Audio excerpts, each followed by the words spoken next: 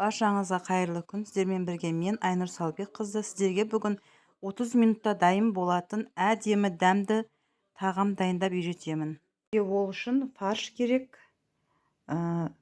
Жасыл болгар бұрышы, қызыл болгар бұрышы, және де пияз, картоп, түрлі дәмдеуіштер, тұз, жұмыртқа, сыр, сарымсақ және де сәбіз. Сонымен қатар мен укроп алдым, болмаса петрушка алсаңыздар да болады.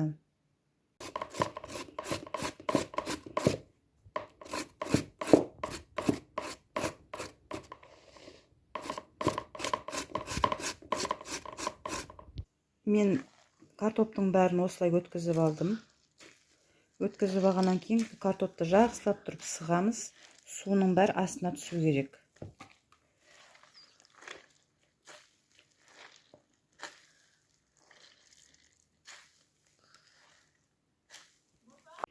Осы сығып алған картоптың үстіне сырымызды қосамыз. Мен сырдың барлығын қоспаймын, себебі кішкене 50 грамдай алып қаламын.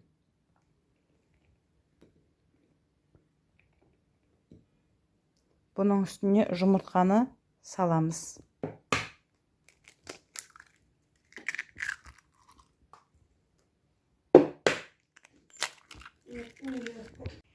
Бұны жақсылап араластырамыз. Екі жұмыртқаны салып болғаннан кейін басқа ештеңкені қоспаймыз, тек осы үшеуін ғана араластырамыз жақсылап. Осындай 4-бұрышты ыдысқа пергамент қағазын салып алдымен, одан кейін кішкене майлап аламыз. Біздің саламыз қазір асты жабысып қалмау керек, сол үшін майлап алғанымыз жақсы. Бұны майлап болғаннан кейін жан-жағына жақсылап жағамыз.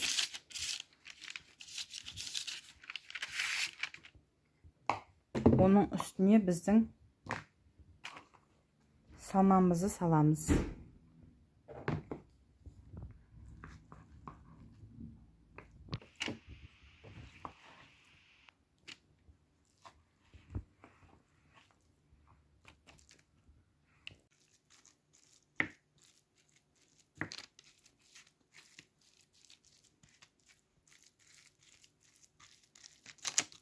Осылай бір келкі қылып ыдысқа салып алдым.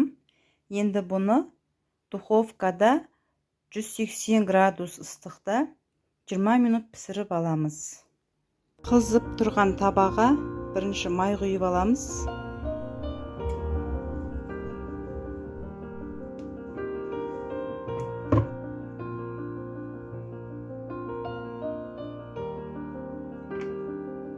Одан соң фаршты саламыз.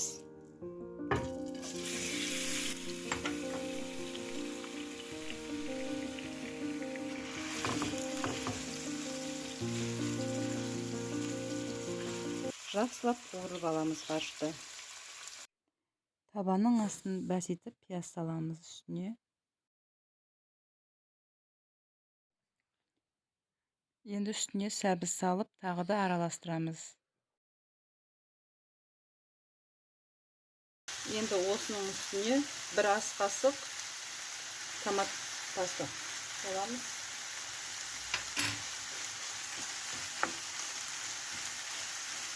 Бұның үстіне сарымсақ саламыз. Жаңағы қызыл болгар бұрышы мен жасыл болгар бұрыштарын қосамыз.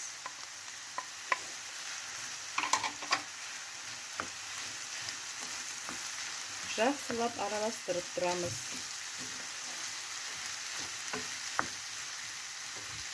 Және де тұз саламыз. Тұз мен жарты ас қасық салдым. Көп тұз салудың қажеті жоқ. Үстіне 200 грамдай су құямыз. Тағы да араластырамыз.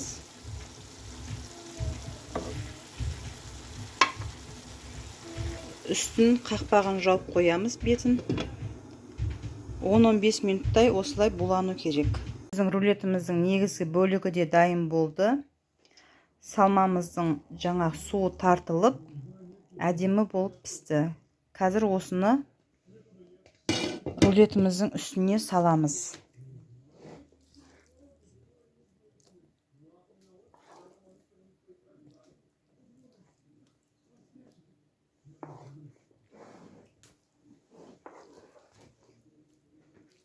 Bunu bir kerke kılıp üstüne salıp шығамыз.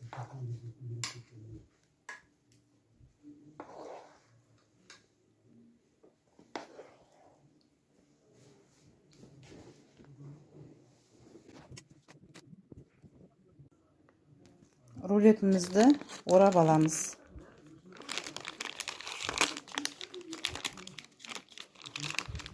Осылай оралады.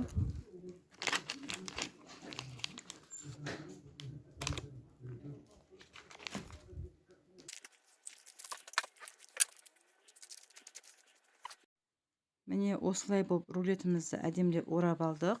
Осының үстіне енді сырды әдемілеп төсеп шығамыз.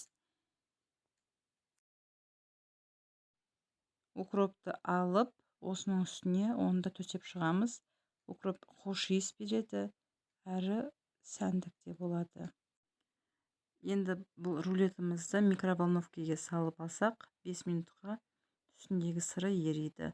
Немесе өзіңіздің дайындаған духовкаңызға салбасаңыз болады. Рулетті кесіп алып, осылай гарнирмен үйде ұсынсақ болады. Рулет ұнаса, арнамызға тіркеліп, лайк басып, комментарий жазып қойыңыздар.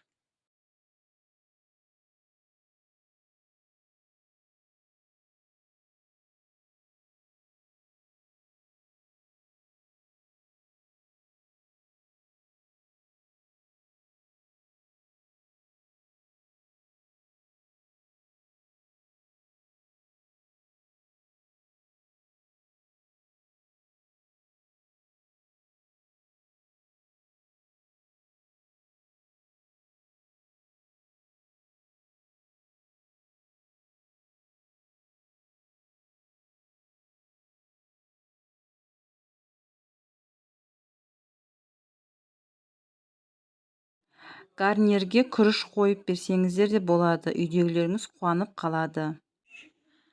Арнаға тіркеліп, лайк басуды ұмытпаңыздар.